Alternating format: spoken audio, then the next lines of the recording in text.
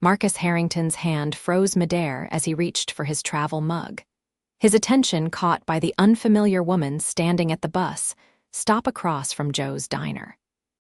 In all his 34 years living in Millfield, he'd never seen someone who looked so obviously out of place, yet somehow belonged exactly where she was. The early April rain had just stopped, leaving the streets glistening under the morning sun, and there she stood, designer coats slightly dampened, looking lost but determined. Grabbing his coffee and his 5-year-old daughter Lily's lunchbox, Marcus checked his watch. They still had 15 minutes before he needed to drop her at kindergarten, and something about the woman's expression tugged at him. "Come on, Lilybug," he said. "Let's go help that lady." "Is she lost, Daddy?" Lily asked, zipping up her bright yellow raincoat, her dark curls bouncing as she hopped down from the kitchen stool. "Maybe, and what do we do when people need help? We help them," Lily declared confidently, grabbing her father's hand. As they crossed the street, Marcus noticed the woman consulting her phone, then looking around with growing frustration. Up close, he could see she was probably in her early 30s, with warm brown skin and hair styled in an elegant bob. Her clothes were simple but clearly expensive, the kind of quality Marcus recognized from magazines but never saw in person. "Excuse me," Marcus said as they approached. "You look a little lost. Can we help you find something?" The woman looked up, relief washing over her face. "Oh, thank goodness." "Yes, I'm trying to find the Parkview Community Center. My GPS keeps sending me in circles." "That's because they moved it last year, but the maps haven't updated yet," Marcus explained. "I'm Marcus Jameson, and this is my daughter Lily." "I'm 5. Lily announced, holding up the appropriate number of fingers. The woman smiled genuinely, crouching down to Lily's level. "That's wonderful. I'm Zara Williams. It's very nice to meet you both."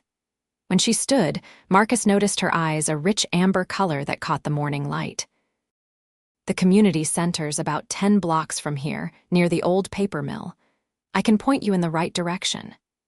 "Actually," Zara said, hesitation in her voice, "I'm supposed to be meeting someone there in an hour, but I arrived in town early to get a feel for the place. Would you happen to know if there's a decent coffee shop nearby where I could wait?"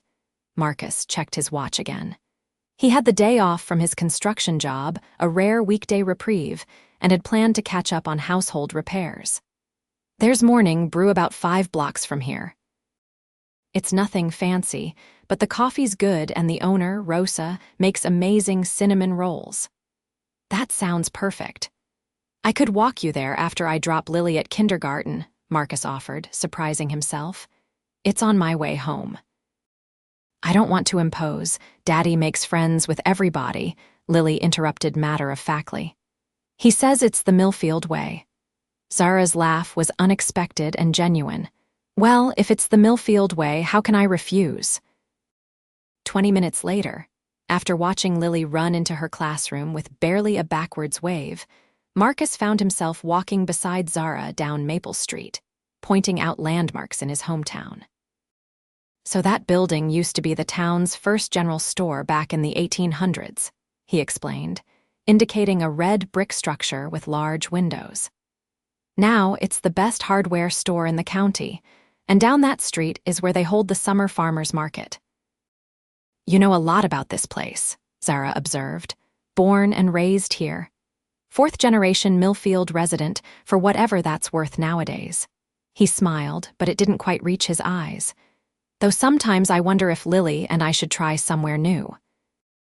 Opportunities are pretty limited here since the paper mill downsized." "What do you do, Marcus?" "Construction, mostly. I work for Barton Building. We handle everything from home renovations to commercial projects within about a 50-mile radius. Pays decent when we have work, but winters can be slow." He didn't mention the second job he picked up stocking shelves at the grocery store 3 nights a week, or how he'd taught himself plumbing and electrical work to save money on home repairs. "And Lily's mother?" Zara asked carefully. "Left when Lily was 2. Decided small town life wasn't for her. Can't say I blame her completely. Millfield's not for everyone." He cleared his throat. Anyway, we managed just fine, Lily and me. They reached Morning Brew, a cozy cafe with mismatched furniture and local artwork on the walls. As they entered, Rosa called out from behind the counter, "Marcus Jameson, twice in one day, must be my lucky morning." "Hey, Rosa, this is Zara. She's new in town and looking for good coffee." "Well, she came to the right place. What can I get you, honey?" Rosa asked, wiping her flour-covered hands on her apron. While Zara ordered, Marcus noticed how she interacted with Rosa with genuine warmth and interest, asking about the photographs on the wall and complimenting the cafe's atmosphere. No condescension, no rush. It wasn't what he'd expected from someone who clearly came from money. "So," Marcus said once they were seated at a small table by the window with their coffees and Rosa's famous cinnamon rolls, "what brings you to Millfield? We're not exactly a tourist destination." Zara took a sip of her coffee before answering. "I'm looking at potential locations for a new project. I work for a development company that specializes in revitalizing small towns while preserving their character." That explains the community center meeting. The town council's been desperate to attract new business since the mill scaled back. Marcus broke off a piece of his cinnamon roll. "Though most of us are skeptical about outside investors, last company that came through promised jobs but ended up just buying land and sitting on it." "That's exactly the kind of development we're trying to counter," Zara said, leaning forward slightly. "My company believes in sustainable growth that benefits the existing community." Something in her earnest expression made Marcus believe her, despite his usual skepticism. Their conversation flowed easily as they finished their coffee, covering everything from Lily's kindergarten art projects to the best fishing spots near town. "I should probably head to that meeting," Zara said eventually, checking her watch. "Would you mind pointing me in the right direction?" "I'll do better than that. I'll walk you there. It's only a few blocks." Outside, the day had warmed considerably, and Marcus found himself giving Zara an impromptu tour of downtown Millfield as they walked. He pointed out the old movie theater that only opened on weekends now, the public library, where he took Lily for story time, and the park where the community band played during summer evenings. "You love this town, don't you?" Zara observed as they paused in front of the courthouse with its distinctive clock tower. "Despite its flaws, yeah, I do. It's home. Lily has her friends here, her school. My dad still lives on the edge of town, comes over for dinner every Sunday. There's a real community, you know. When I broke my ankle last year, neighbors brought food for weeks. You don't find that everywhere." "No, you don't," Zara agreed quietly, something wistful in her expression. As they approached the community center, Marcus noticed several expensive cars in the parking lot.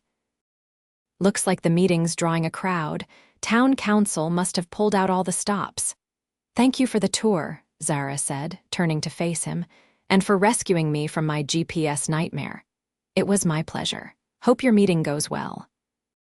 He hesitated, then added, "If you need any more local insights while you're in town, most people at that meeting will have opinions, but they might not match what regular folks think." Zara tilted her head, considering him. "Would you be willing to show me around a bit more? Maybe tomorrow?" "I'd value an honest perspective. I work tomorrow, but I'm free after I pick up Lily at 3:30, Marcus said, surprised by the invitation. "We could show you some of the areas outside downtown, the places the tourism brochures don't cover." "I'd like that." She pulled out her phone. "Let me give you my number." As Marcus walked home, he couldn't help wondering what someone like Zara saw in a struggling town like Millfield, or why he'd agreed to spend more time with her.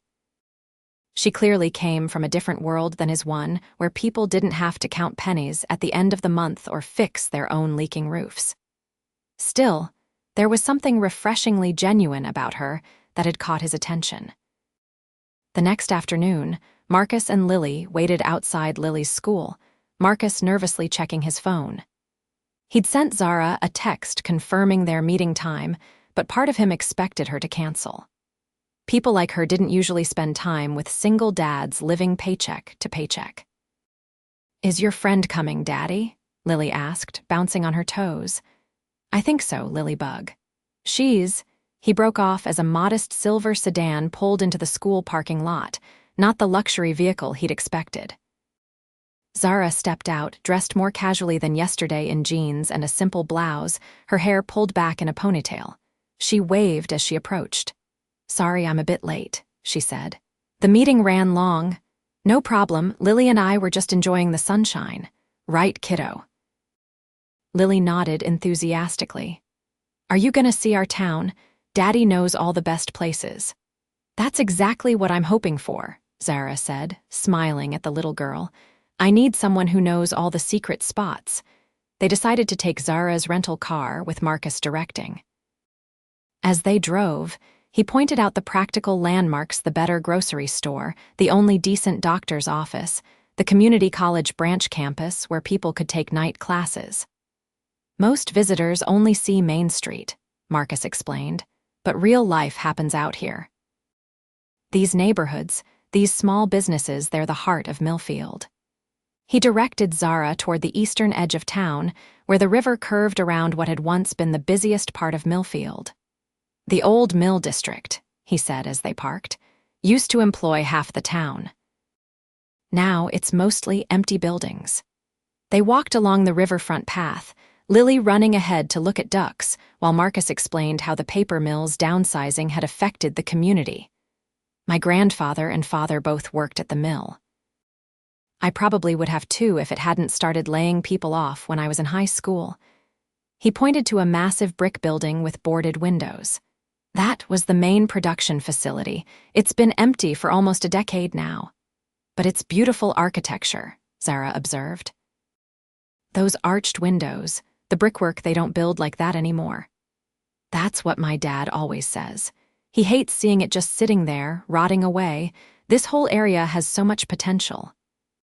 They spent the next hour walking through the district, Marcus pointing out various buildings and explaining their history. Zara asked thoughtful questions about infrastructure, community needs, and what residents might want to see in the area. The town council keeps talking about luxury condos, Marcus said as they watched Lily feeding ducks with bread crumbs from a paper bag an elderly man selling duck food had given her. But what Millfield really needs is affordable housing, spaces for local businesses, maybe a community workshop where people could learn trades. What about the riverside itself? It's beautiful. It is. There used to be festivals down here every summer. Live music, food vendors, kids' activities. But as the mill closed and businesses left, they moved everything to the town square. Shame, because the view here is so much better. Zara nodded, taking notes on her phone.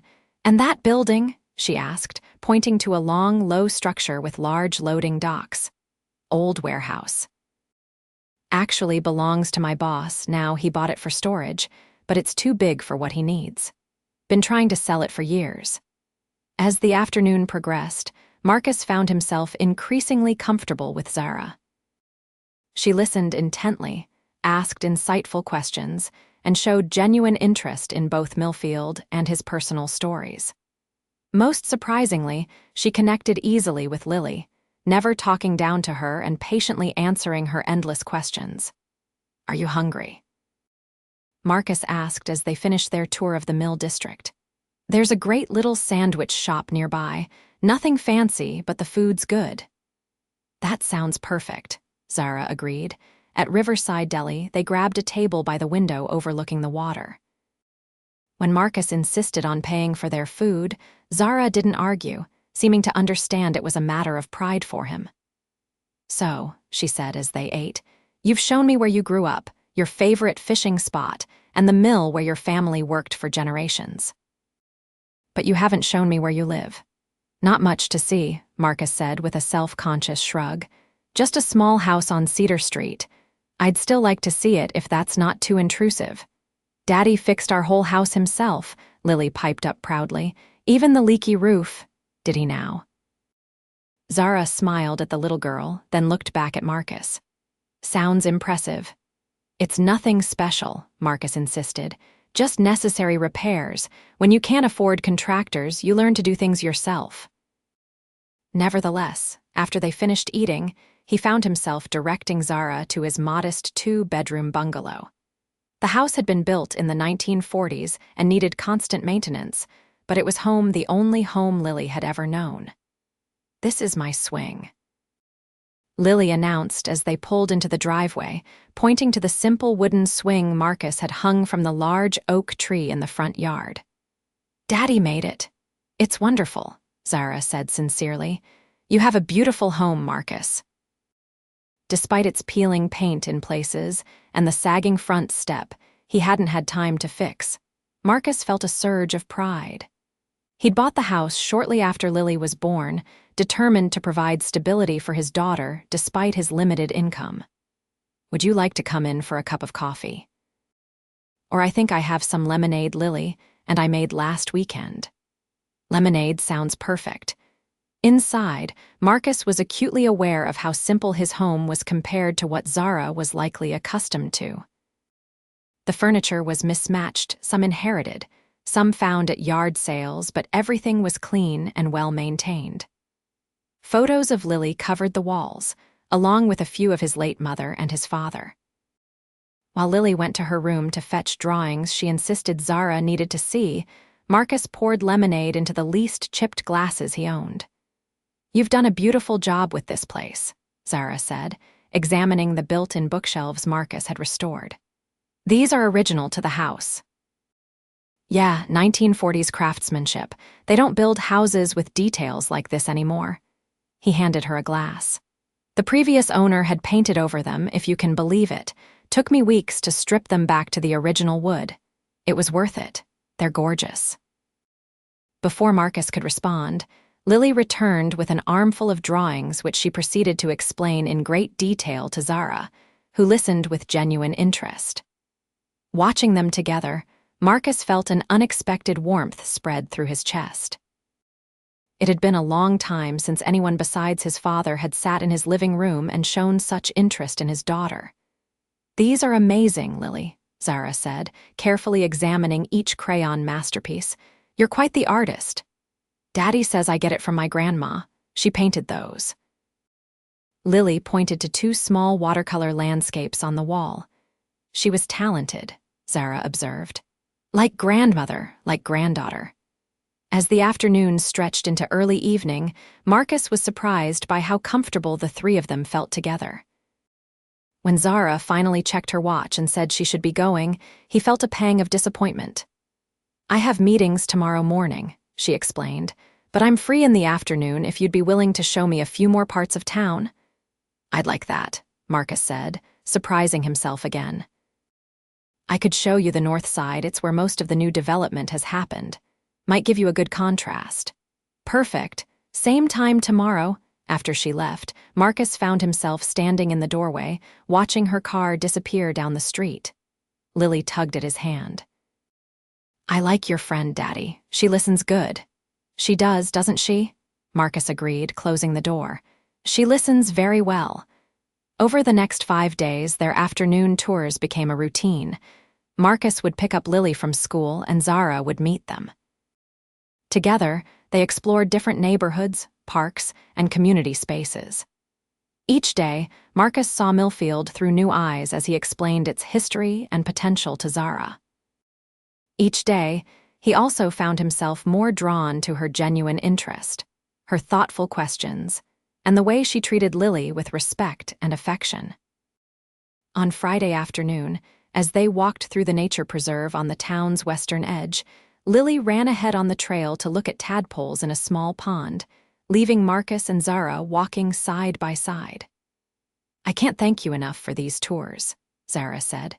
"They've been invaluable for my research." "Happy to help," Marcus replied. "Though I have to admit, I'm curious about what exactly your company plans to do here." Zara hesitated. "I can't share all the details yet, but I will say your insights have significantly influenced my thinking, especially about the Mill District."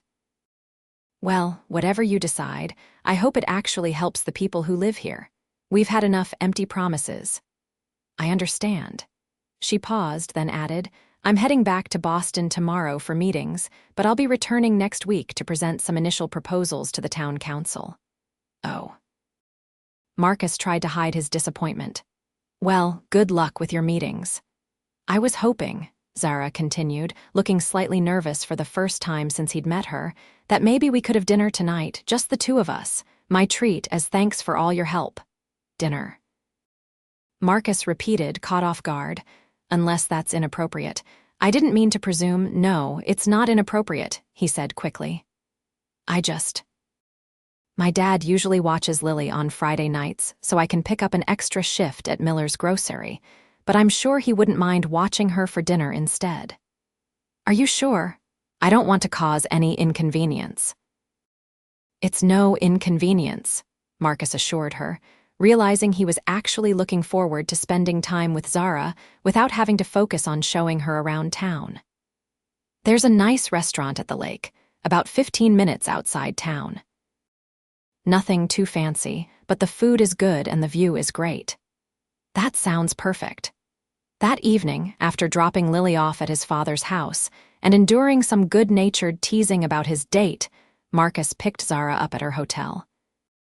He changed into his one good shirt and the least worn pair of jeans he owned, feeling self-conscious about his limited wardrobe. Those feelings dissipated when Zara emerged from the hotel. She looked beautiful in a simple blue dress, but what struck him most was how her face lit up when she saw him. You look nice, he said as she approached his truck. So do you, she replied with a warm smile. Lakeside Restaurant was busy for a Friday night, but they managed to get a table on the deck, overlooking the water. As they settled in, Marcus realized this was his first real date since Lily's mother had left 3 years ago. So, he said after they'd ordered, you mentioned you're based in Boston? Yes, though I travel quite a bit for work. Our company has projects across the Northeast and Mid-Atlantic. And do all your projects involve you spending a week getting guided tours from locals? Zara laughed. No, this has been unusual. Typically, I meet with town officials, review property records, and make quick assessments, but Millfield felt different from the start. Different how? She considered the question, looking out at the lake where the setting sun cast golden reflections on the water. There's a real community here. In many towns I visit, there's apathy. People have given up on change. But here, despite the economic challenges, there's still pride and hope. You exemplify that, Marcus. Me? Yes, you. You could have left when things got tough, found work in a bigger city with more opportunities. But you stayed, built a home for Lily, contributed to your community. That matters. Marcus felt warmth spread through his chest at her words. It's just what you do when you love something. You fight for it, try to make it better, even when it's hard.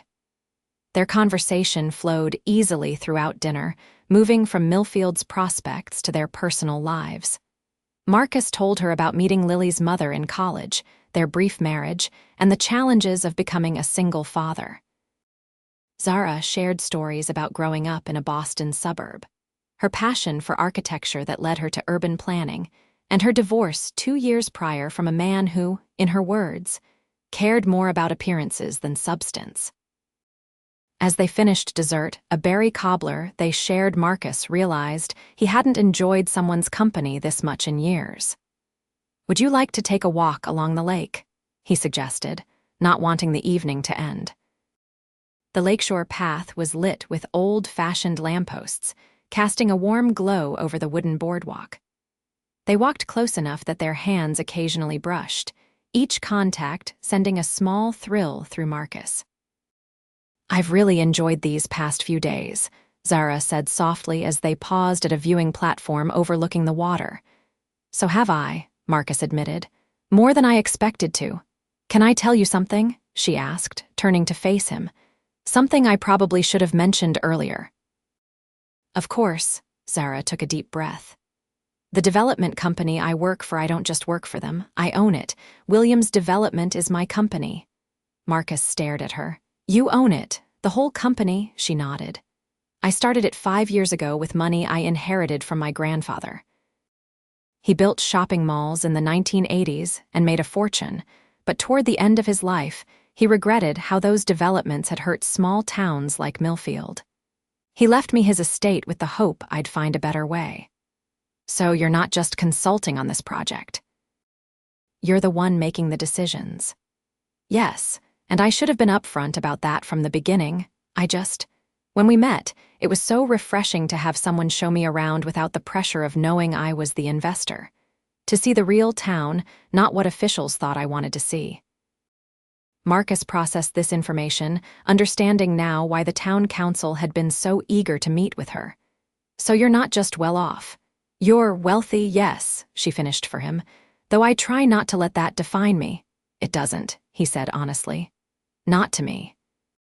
The person I've gotten to know this week is someone who listens, who cares about community, who treats my daughter with respect. That's what matters. Relief washed over her face. So you're not angry I wasn't completely truthful? I understand why you did it. And honestly, if you'd told me you were some millionaire developer that first day at the bus stop, I probably would have just given you directions and gone on my way. And I would have missed out on seeing Millfield through your eyes, Zara said softly. She stepped closer. On getting to know you. The air between them seemed charged with possibility. Marcus hesitated only briefly before leaning down to kiss her, his hand gently cupping her face. Her lips were soft against his, and she leaned into him, her hands resting lightly on his chest. When they broke apart, Zara's eyes reflected the lamplight. I've been wanting to do that since Tuesday, she admitted with a small smile. Only Tuesday? I've been thinking about it since the cinnamon rolls at Morning Brew. They both laughed, the tension broken, and continued their walk hand in hand. By the time Marcus drove her back to her hotel, they had made plans for her to join him and Lily for dinner at his father's house on Sunday before she returned to Boston. Sunday dinner was surprisingly comfortable. Marcus had worried about his father's reaction to Zara, especially after explaining who she really was, but Richard Jameson welcomed her warmly, telling embarrassing stories about Marcus's childhood and showing her old photo albums while Marcus grilled burgers in the backyard. Your dad is wonderful, Zara told him as they stood side by side at the grill. I see where you get your sense of community from. He's the best, Marcus agreed. Stepped up big time after Mom died, taught me everything I know about being a parent. He did a good job. She leaned against him briefly. I'm going to miss you and Lily this week. We'll miss you too, but you'll be back next Friday for your presentation, right? Absolutely, and I hope you'll be there. What I'm proposing was heavily influenced by our conversations. Wouldn't miss it. The next 5 days passed slowly for Marcus. He threw himself into work, took extra shifts at the grocery store, and focused on Lily, who asked daily when Miss Zara would return. They spoke on the phone each night, sometimes just briefly, sometimes for hours after Lily went to bed. By Friday morning, Marcus found himself uncharacteristically nervous as he put on his best clothes for the town council meeting. He'd never attended one before, despite living in Millfield his whole life. The community center was packed when he arrived. He found a seat near the back, nodding to neighbors and acquaintances who seemed surprised to see him there.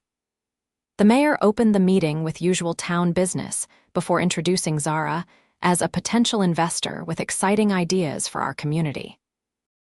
When Zara stepped to the podium, Marcus barely recognized her. Gone was the casual, approachable woman he'd come to know, replaced by a polished, confident businesswoman in a tailored suit. Yet when she spotted him in the audience, her professional smile warmed into something genuine. Thank you, Mayor Collins, she began.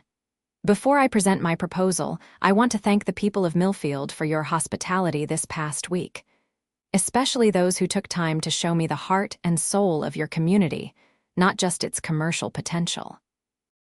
Her presentation was impressive professional slides showing renderings of a revitalized mill district with affordable housing, commercial spaces for local businesses, a community center with job training facilities, and a riverside park restoring the area's former glory as a gathering place.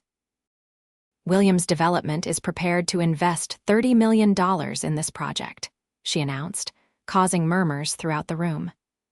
With a commitment that at least 70% of construction jobs will go to local workers, and all new businesses will pay living wages. The council members looked stunned, clearly having expected a much smaller investment. As questions began, Marcus watched with pride as Zara addressed concerns thoughtfully, clearly having done her homework on everything from environmental impacts to historical preservation. When someone asked about the timeline, Zara's eyes found Marcus's again. Phase 1 would begin this summer, with completion expected within 2 years. If approved, I plan to relocate to Millfield for the duration of the project to oversee it personally. Marcus's heart skipped a beat at her words. Relocate to Millfield. After the meeting adjourned, with the council promising to review the proposal and vote within 2 weeks, Zara made her way through the crowd to where Marcus waited. "That was quite a presentation," he said as she reached him. "Did I surprise you?" "In the best possible way. What you're proposing, it's exactly what Millfield needs." "I had a good guide," she said, taking his hand. "Someone who showed me what really matters in a community." They walked outside into the spring evening, the air fragrant with blooming trees and possibility. "Did you mean what you said about relocating here?" Marcus asked as they strolled toward the town square. "Absolutely. This project is too important to manage remotely." She squeezed his hand. "And there are other reasons I'd like to stay in Millfield." "Such as?"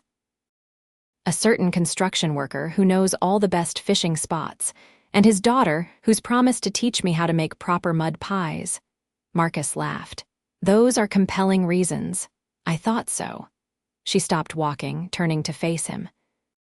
"Marcus, I know this has happened quickly, and there are complications. My company, the project, are different backgrounds." "Zara," he interrupted gently, "none of that matters to me. What matters is that in 1 week, you've made me feel more understood and valued than I have in years. What matters is how you are with Lily, how you see Millfield, how you see me." "So you're not intimidated by dating a millionaire developer?" she asked with a half-smile. "I'm dating Zara, the woman who got lost at a bus stop and appreciated a good cinnamon roll. The woman who listened to my 5-year-old stories with genuine interest. The rest is just circumstance." "I think I might be falling in love with you, Marcus Jameson," Zara said softly. "Good," he replied, pulling her closer.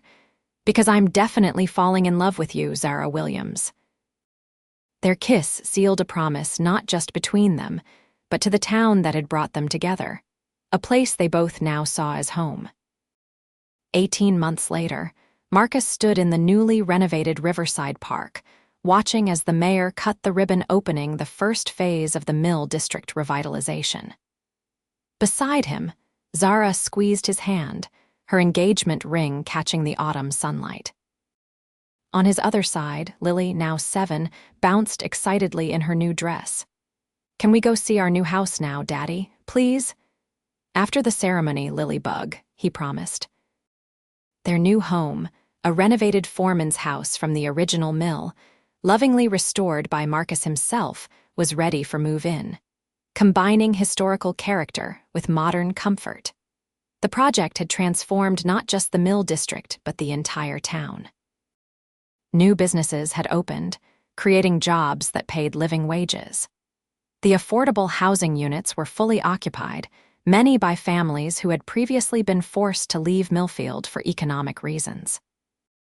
The community workshop offered free training in construction trades, with Marcus teaching weekend classes in basic home repair. And through it all, Zara had kept her promise to oversee the project personally, renting a small apartment downtown until recently, when she'd finally accepted Marcus's proposal. Their wedding was planned for the spring, a simple ceremony in the park they'd helped create. "I still can't believe how much has changed," Marcus said as they watched community members exploring the new Riverside facility's children playing on equipment, seniors relaxing on benches, local vendors selling food from newly built kiosks. "Good changes," Zara replied, leaning her head against his shoulder. The best, he agreed, thinking not just of the town's transformation but of his own life. From struggling single dad to respected contractor with a steady income. From lonely evenings to a home filled with laughter. From showing a lost stranger around town to building a future with the woman he loved. As if reading his thoughts, Zara smiled up at him. "Remember when we met? You just wanted to help someone who looked lost." "Best decision I ever made," Marcus said, bending to kiss her softly. "Except maybe asking you to marry me." "And I said yes to both," Zara reminded him. "First to your tour, then to forever." Lily tugged at their joined hands. "Come on, everyone's going to the party." Together, the three of them walked toward the community celebration. Through a town reborn through vision, investment, and love, proof that sometimes the most unexpected encounters can change not just two lives, but an entire community.